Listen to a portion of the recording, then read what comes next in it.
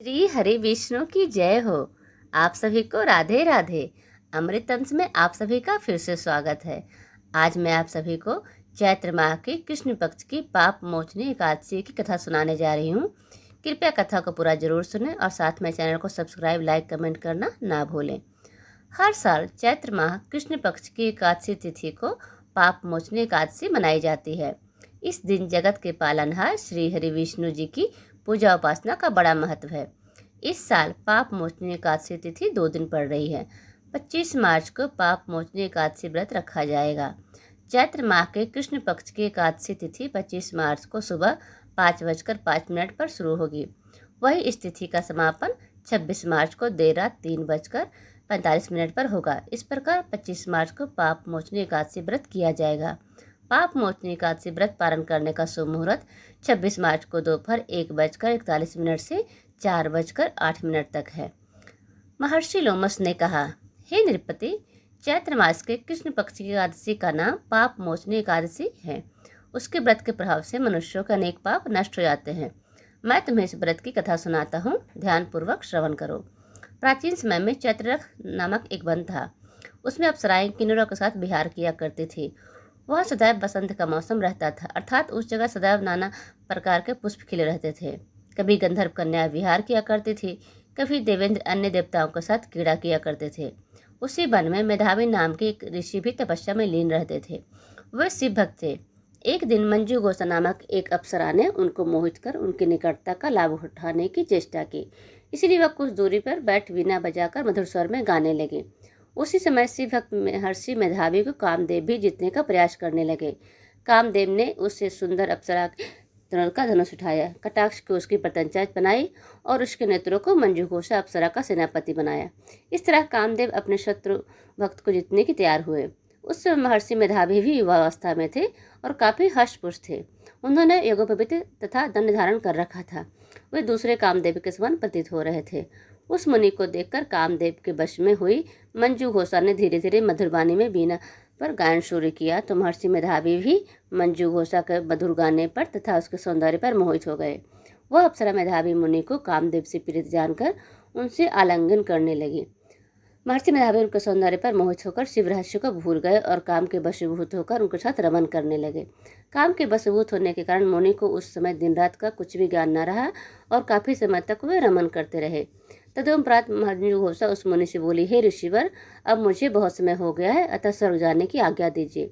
अप्सरा की बात सुनकर ऋषि ने कहा, हे मोहिनी, संध्या को तो आई हो, प्रातःकाल होने पर चली जाना। ऋषि के ऐसे वचनों को सुनकर अप्सराओं के साथ रमन करने लगे। इसी प्रकार दोनों ने साथ साथ बहुत समय बिताया। मंजू घोषा ने एक दिन ऋषि से कहा, हे विप्र, अब आप मुझे स्वर्ग जाने की आज्ञा दीजिए। मुनि ने इस बार भी यही कहा, हे रूपसी, अभी ज्यादा समय व्यतीत नहीं हुआ है, कुछ समय और ठहरो। मुनि की बात सुन अप्सरा ने कहा, ऋषिवर, आपकी रात तो बहुत लंबी है, आप स्वयं ही सोचिए, मुझे आपके पास आए कितना समय हो गया है, अब और ज्यादा समय तक ठहरना उचित क्या है। अप्सरा की बात सुन मुनि को समय का बोध हुआ और वह गंभीरतापूर्वक विचार करने लगे। जब उन्हें समय का ज्ञान हुआ कि उन्हें रमन करते हुए 57 वर्ष व्यतीत हो चुके हैं तो उस अप्सरा को वह काल का रूप समझने लगे।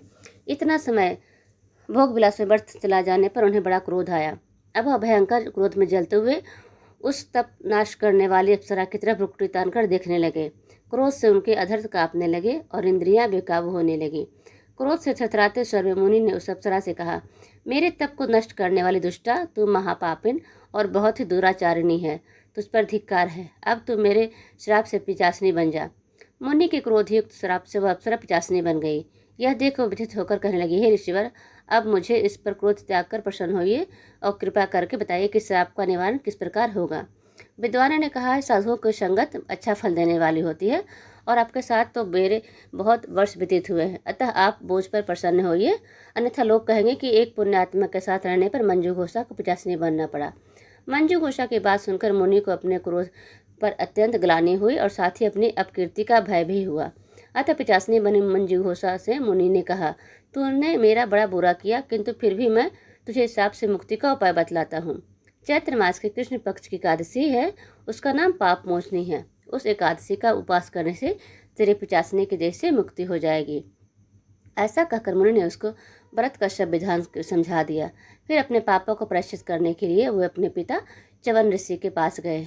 च्यवन ऋषि ने अपने पुत्र मेधावी को देखकर कहा, हे पुत्र, ऐसा क्या किया तूने कि तेरे सभी तप नष्ट हो गए, जिससे तुम्हारा समस्त तेज मलिन हो गया। मेधावी मुनि ने लज्जा से अपना सिर झुकाकर कहा, पिताश्री, मैंने एक अप्सरा से रमन करके बहुत बड़ा पाप किया है। इसी पाप से कारण समाप्ता मेरा सारा तेज और मेरे तप नष्ट हो गए। कृपा करके आप मुझ पाप से छूटने का उपाय बतलाइए। ऋषि ने कहा, हे पुत्र, तुम चैत्र माह के कृष्ण पक्ष की पाप मोचनी एकादशी का विधि तथा भक्तिपूर्वक उपवास करो, इससे तुम्हारे सभी पाप नष्ट हो जाएंगे। अपने पिता च्यवन ऋषि के वचनों को सुनकर मेधावी मुनि ने पाप मोचनी एकादशी का विधिपूर्वक व्रत किया। उसके प्रभाव से उसके सभी पाप नष्ट हो गए। मंजू घोष अप्सरा को भी पाप मोचनी एकादशी का उपवास करने से जांचने के देह से छूट गई और पुनः अपना सुंदर रूप धारण कर स्वर्गलोक चली गई। आप सभी का बहुत बहुत धन्यवाद।